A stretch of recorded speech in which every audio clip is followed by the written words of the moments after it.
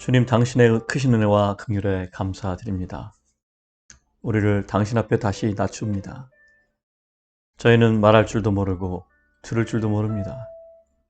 주님께서 말할 수 있고 들을 수 있도록 힘을 공급하지 않으신다면 우리는 아무것도 할 수 없습니다.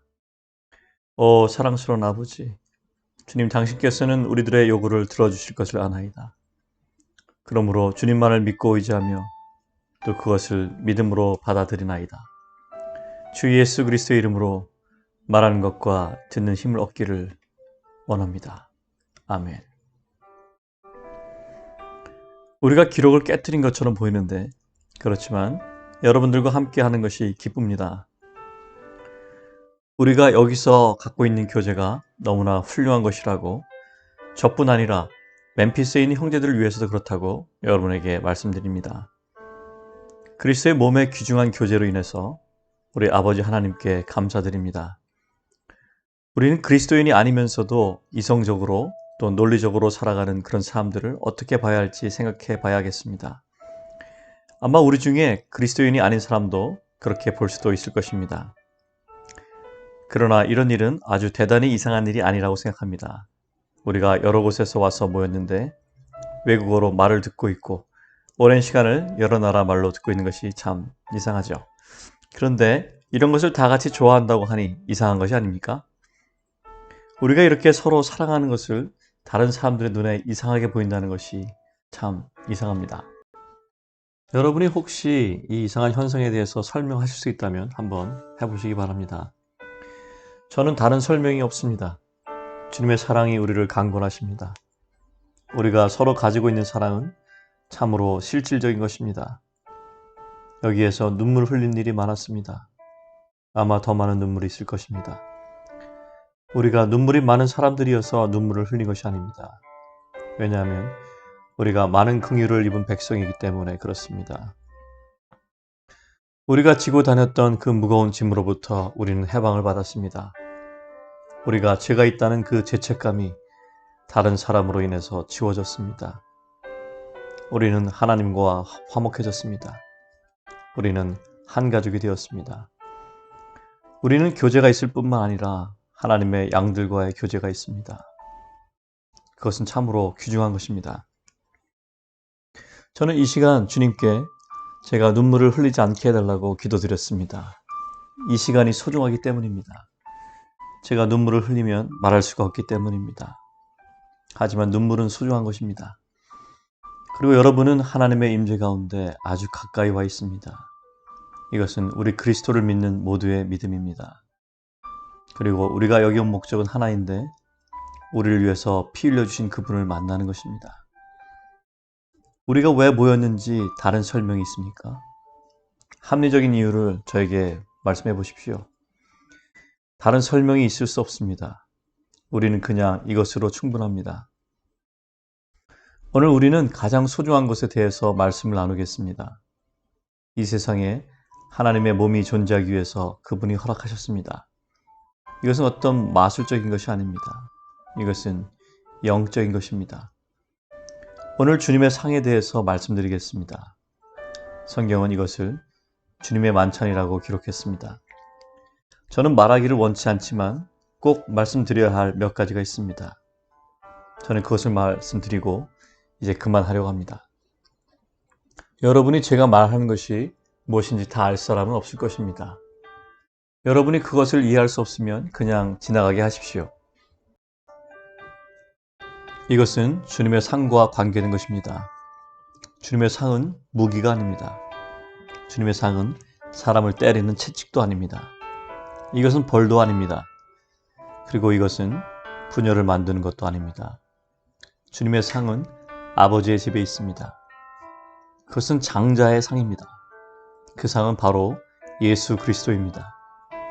그 상은 하나님의 가족을 먹이기 위해서 차려진 것입니다. 자녀들을 먹이기 위해서입니다. 우리는 식사를 할 때 달콤한 교제를 갖습니다. 그리고 서로 알기 위해서 무엇인가를 공급하는 것입니다. 그런데 이상한 사람이 주님의 상에 와서 싸우는 무기인 것처럼 말하는 것입니다. 저는 정말 수치감을 가지고 말씀드립니다. 그리스도인들은 이 주님의 만찬을 가지고 서로 싸우는 데 사용해 왔습니다. 우리는 이것을 갖다가 형제 자매를 먹이는 것을 방해하는 데에다 더 사용해 왔습니다. 우리는 형제 자매를 의심하는 눈으로 쳐다보았습니다. 너는 주님의 만찬에 참석할 수 없다. 이런 식으로 대했습니다. 우리는 상처받은 형제에게 너는 주님의 상에 와서 영양분을 공급받을 수 없다 하고 잘라버리고 말았습니다. 우리는 연약한 형제를 그냥 내쫓아 버렸습니다. 우리는 하나님의 자녀를, 배고픈 하나님의 자녀를 우리가 화난다는 이유로 하나님의 집 밖으로 내쫓아 버렸습니다.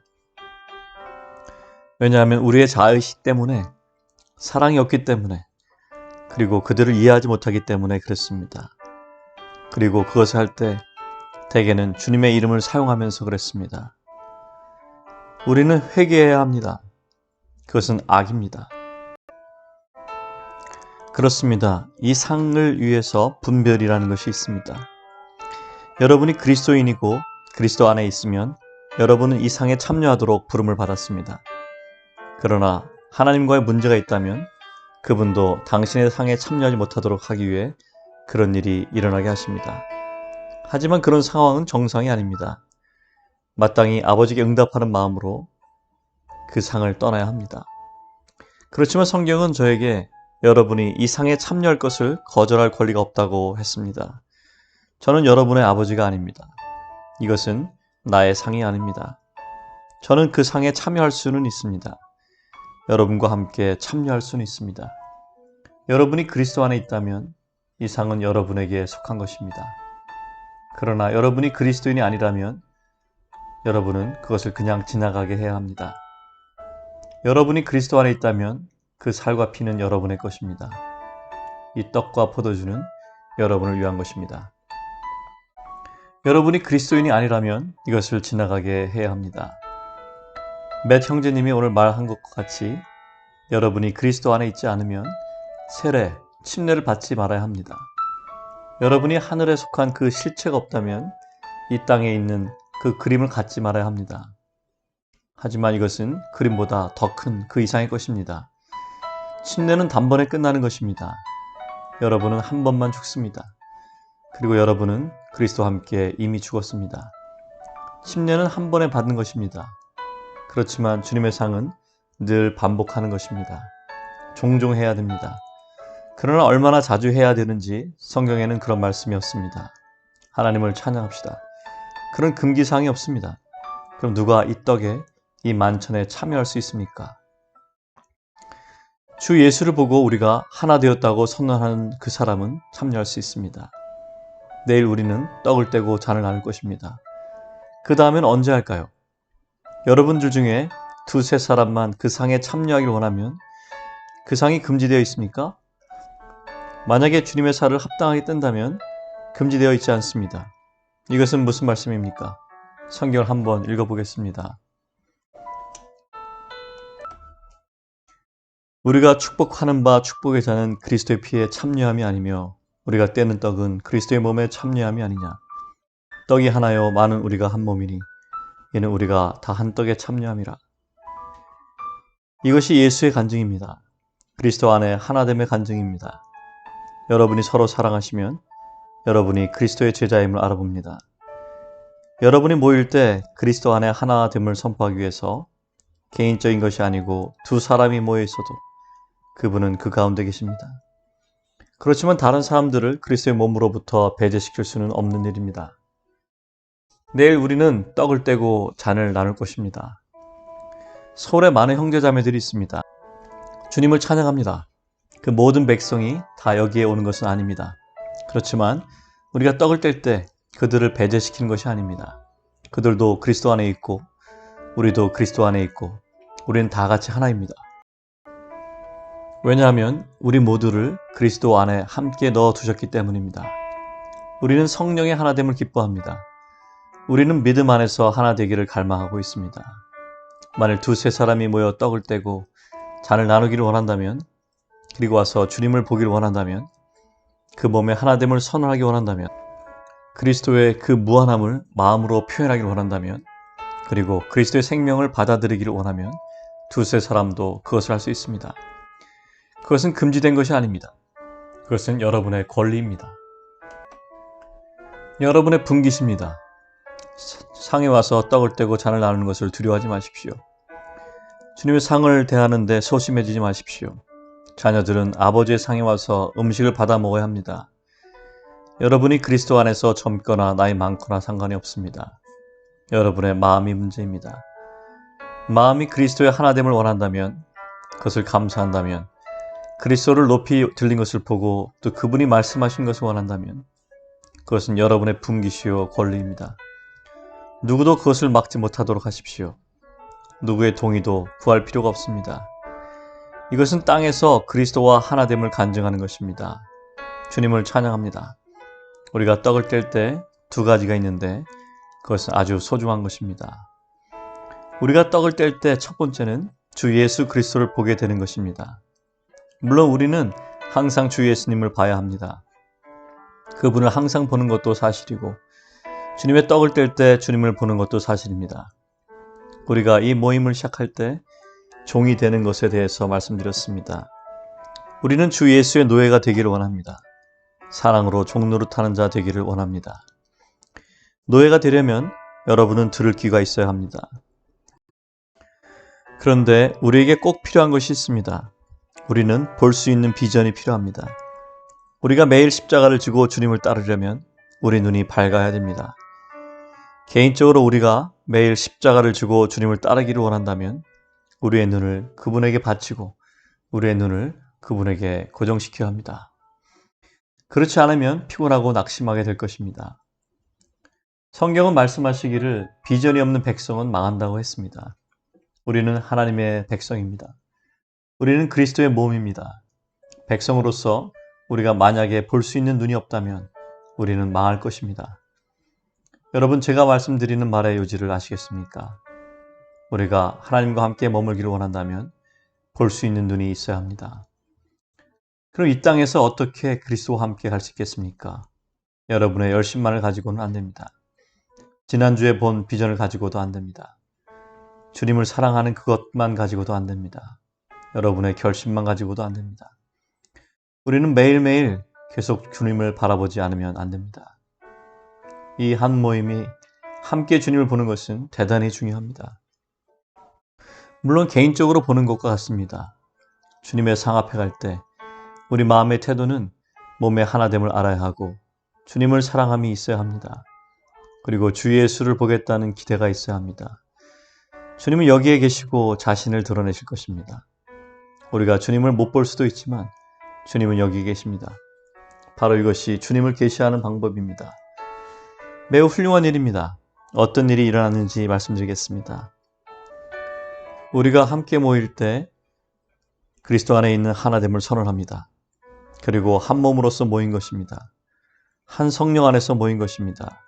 우리는 한 몸에, 한 영에, 한 장소에 있습니다. 그렇지만 한 혼은 아닙니다. 이 말이 무엇을 의미합니까? 우리가 모였을 때 우리는 말한 것에 대해서 토론합니다. 괜찮습니다. 그러나 믿음 안에서 하나를 얻어내야 합니다. 우리가 이해로서는 하나가 안 될 때가 많습니다. 서로 해야 할 것을 동의하지 않을 때도 많습니다. 우린 때때로 서로 다른 세계에서 살고 있는 것 같습니다. 서로 아주 낯선 사람같이 느껴질 때가 있습니다.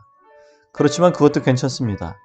언젠가 우리는 믿음 안에서 하나를 얻어내야 하기 때문입니다.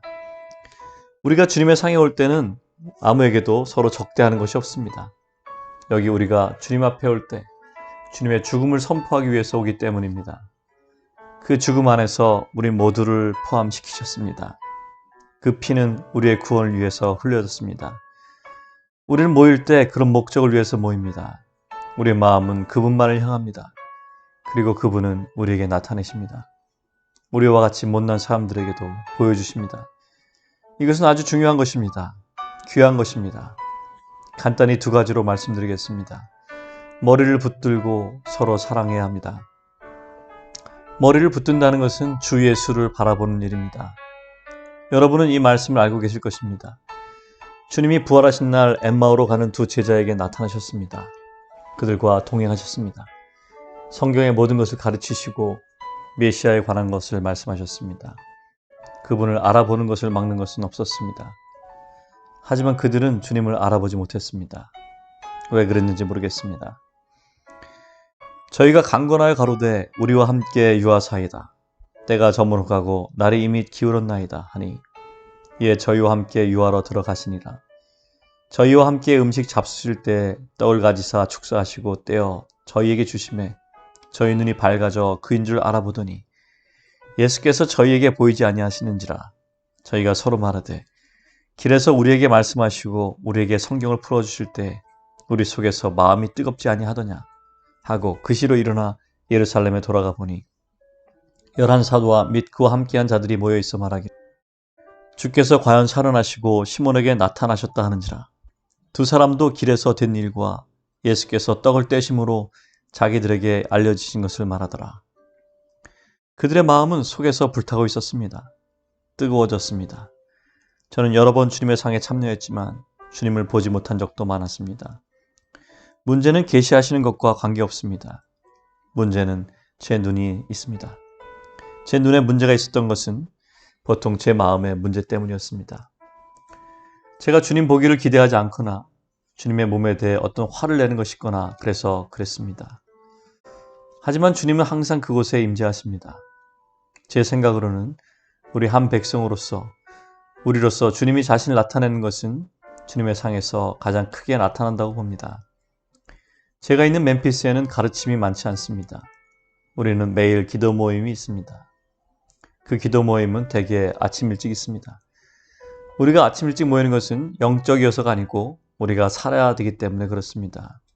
우리 모두는 가족이 있고 직장이 있습니다. 조그만 아이들, 큰 아이들을 다 돌봐야 합니다. 일도 나가야 합니다. 먹고 자기도 해야 합니다. 5시에 일어나는 것을 방해하는 것은 우리 잠밖에 없습니다. 5시에 기도 모임에 가지 못하게 한 것은 더 자고 싶어서입니다.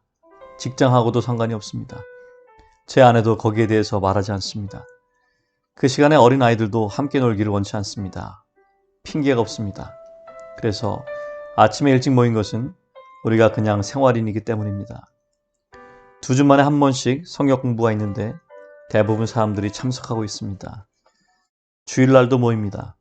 아마 한 달에 4주 있는데 그 중에 한 번 정도 가르침이 있을까 말까 합니다.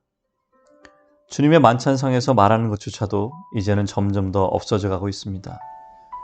우리가 누구로부터 가르침을 받는 것이 있다면 대개는 주님의 만찬상에서 받았습니다. 그러나 주님의 상에서조차도 가르치는 장소가 안 될 때가 많습니다. 이곳 사람들은 그런 문제는 없는 것 같습니다. 하나님은 당신의 상에서 그리스도를 계시하십니다. 정말 하나님은 그리스도를 제시하십니다. 그리고 우리는 주님을 정말 바라봅니다. 그분의 계시는 대단히 놀라운 것입니다. 우리는 그분의 계시를 놓치지 않기 위해서 말로써 만들어져야 합니다. 그렇게 함으로써 우리가 서로 말로 나눌 수 있습니다. 그분을 그냥 바라볼 뿐 아니라 그분을 서로 나눔으로써 우리는 축제를 하는 것입니다. 그러나 우리가 주님의 상에서 너무 말을 많이 하면 우리 관심을 너무 많이 뺏기곤 합니다. 물론 주님의 상에는 가르침이 있습니다. 그러나 그 시간은 가르치는 시간은 아닙니다. 그 시간은 보는 시간입니다. 교회의 직분에 대해서 조금 설명해 보겠습니다. 선지자의 기능은 뛰어난 것입니다. 그러면 예언자가 그 상에서 무슨 목적을 가지고 있습니까? 우리는 어떤 방에 있습니다. 그리고 그리스도도 그 방에 계십니다. 만약 그곳에 선지자가 있다면 그 사람은 저기 그리스도가 계시다 라고 가르치는 일뿐입니다. 아마 그 사람이 광야의 사람인지도 모릅니다. 혹은 하나님의 집에 있을지도 모릅니다. 혹은 그가 죽임을 당한 어린 양일지 모릅니다. 주님이 어떤 방법으로 드러내든지 선지자의 기능은 주님을 가리키는 것입니다. 위대한 선지자는 보라 하나님의 어린 양이로다 하고 가리키는 일을 합니다. 그것이 선지자의 기능이고 혹은 예언자의 기능입니다. 여러분은 예언하기 위해서 예언자가 될 필요는 없습니다. 여러분이 주 예수를 보고 있다면 보라 세상 죄를 지고 가는 하나님의 어린 양이로다 라고 말할 필요는 없습니다.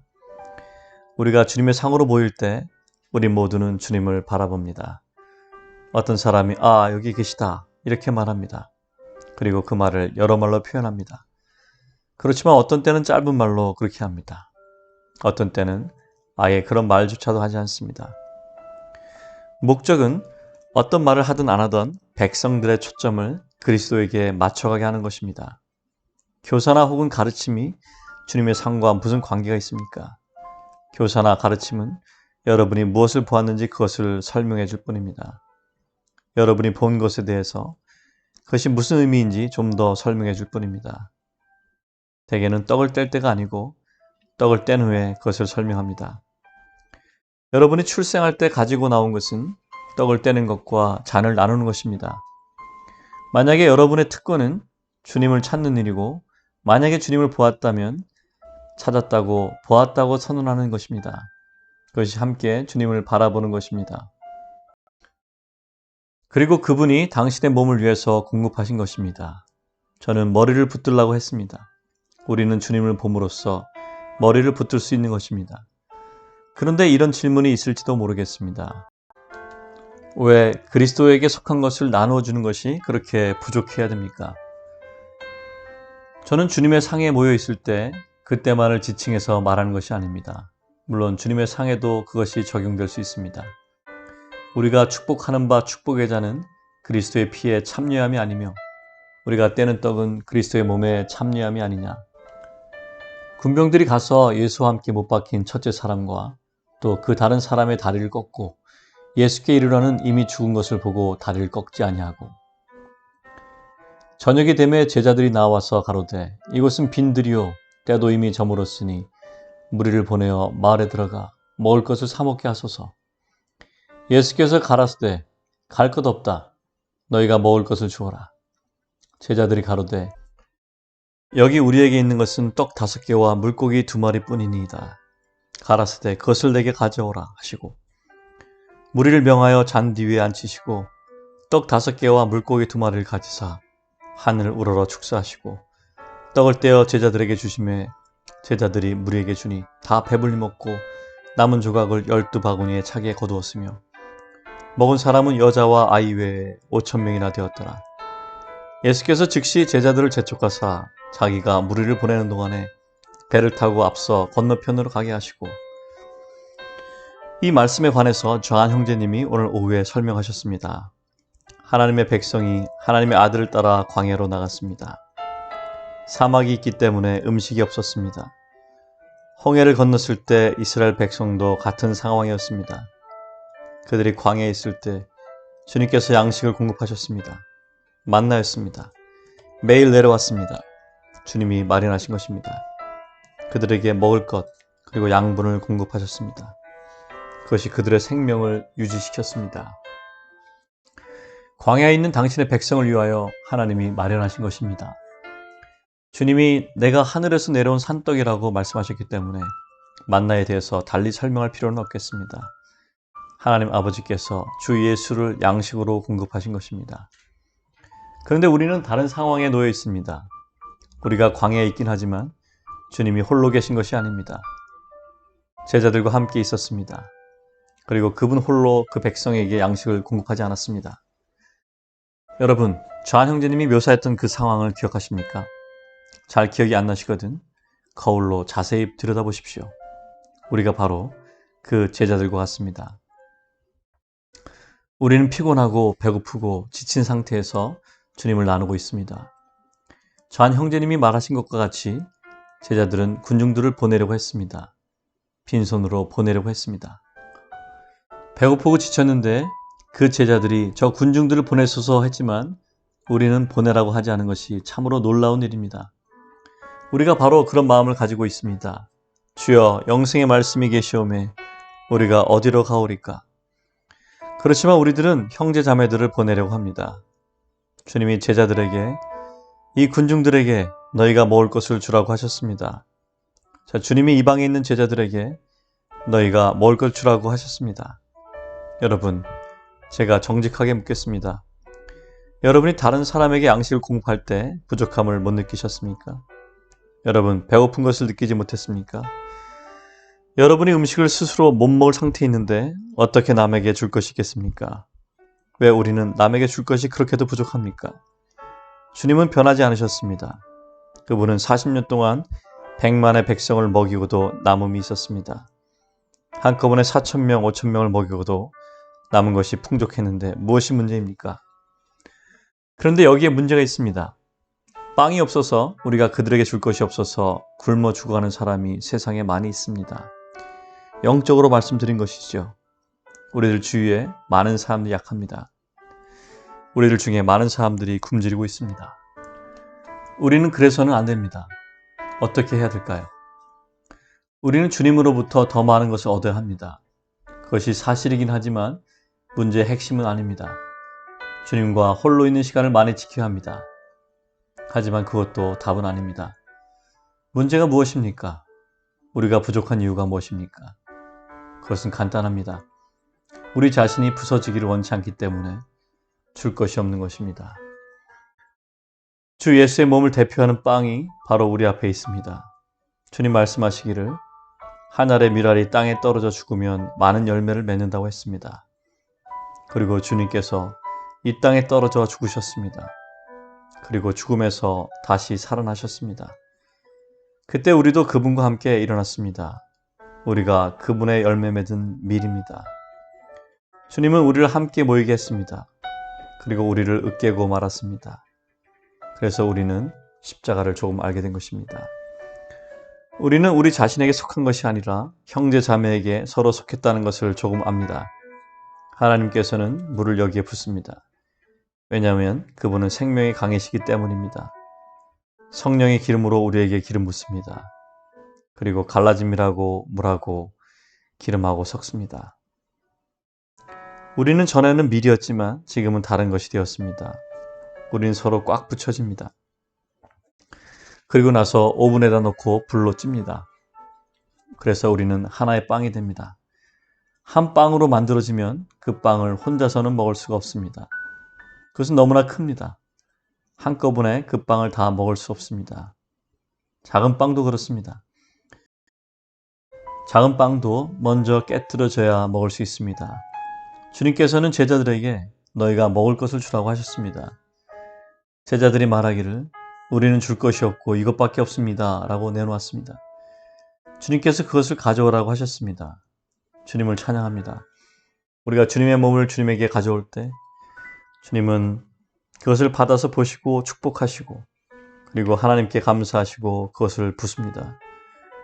아버지 하나님께서는 주 예수 그리스도의 몸을 깨트려서 우리로 하여금 그와 함께 참여케 하셨습니다. 하나님께서 세상으로 하여금 주 예수님의 몸을 깨뜨리지 않게 하신 것은 참으로 의미심장하신 것입니다. 로마 병정이 십자가에 달린 예수께 왔지만 주 예수님이 죽은 것을 보고 그의 뼈를 꺾지 않았다고 했습니다. 형제자매 여러분, 이것은 대단히 귀한 말씀입니다. 우리는 이것을 보아야 합니다. 하나님께서는 세상으로 하여금 여러분을 깨트리도록 허락하지 않으실 것입니다. 아버지 하나님께서는 이 귀중한 빵을 주님의 손에 올려놓으셨습니다. 주님은 현명하시고 또 친절하십니다. 그리고 그분은 이것을 또 축복하십니다. 여러분 축복받지 않으셨습니까? 우리가 축복받지 않았습니까? 긍휼을 받지 않았습니까? 우리에게 큰 생명을 주지 않으셨습니까? 우리를 축복하시고 그것이 또 부서뜨리게 하신 것입니다. 우리를 깨뜨리게 하신 것은 세상에 생명이 되게 하기 위해서입니다. 그리고 서로 생명을 공급하기 위해서 그렇습니다. 우리가 가난한 이유는 깨지기를 거절하기 때문입니다. 우리가 부족함은 주님에게 무엇을 받지 않아서가 아니라 우리가 주님을 위해서 깨뜨려지지 않았기 때문입니다. 이것을 잠시 생각해 보십시오. 주님은 한꺼번에 5,000명을 먹이시려고 얼마나 깨어지고 부서져야 했습니까? 그리고 그 분깃을 얻으려면 얼마나 많이 부서져야 했겠습니까? 각 빵이 수천 번 부서졌습니다.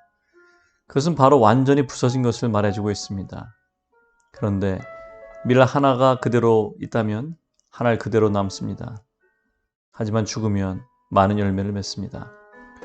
우리도 주님처럼 똑같은 소명을 받았습니다. 우리는 부서지게 되어 있습니다. 세상이 우리를 부서뜨린 것 같지만 사실은 주 예수께서 우리를 부서뜨린 것입니다. 주님이 우리를 깨뜨린 것은 그 목적은 축복을 주기 위함입니다. 백성은 축복을 받을 것입니다. 그들은 양식을 얻을 것입니다. 믿는 자나 믿지 않는 자가 다 공급을 받습니다. 거기에 있고 또 배고픈 사람은 양식을 받습니다. 하나님을 찬양합니다. 제자들도 양식을 공급받았습니다. 그들은 빵 몇 개를 가지고 나갔지만 광주리를 가지고 돌아갔습니다. 십자가를 통하여 성령의 사역에 복종한다면 그리스도 안에는 아무런 가난이 없을 것입니다. 우리가 십자가의 사역에 복종한다면 우리 형제 자매들에게 나눠줄 것이 충분히 있을 것입니다. 물론 우리가 배고플 때라도 형제 자매를 먹여야 한다는 것이 사실일 것입니다. 그러나 그것은 괜찮습니다. 왜냐하면 우리는 주께로부터 직접 축복을 받기 때문입니다. 우리가 먼저 참여하기 전에 우리에게 있는 것을 남에게 줌으로써 우리가 그분의 제자라는 것을 증명하기 때문입니다. 그런데 만약 백성들을 먹이는 동안 한 제자가 굶어 죽을 정도로 배고프다면 주님은 그 제자가 하는 것을 알아보십니다. 그리고 주님은 그 제자에게 가장 귀한 것을 가르치실 것입니다. 아멘.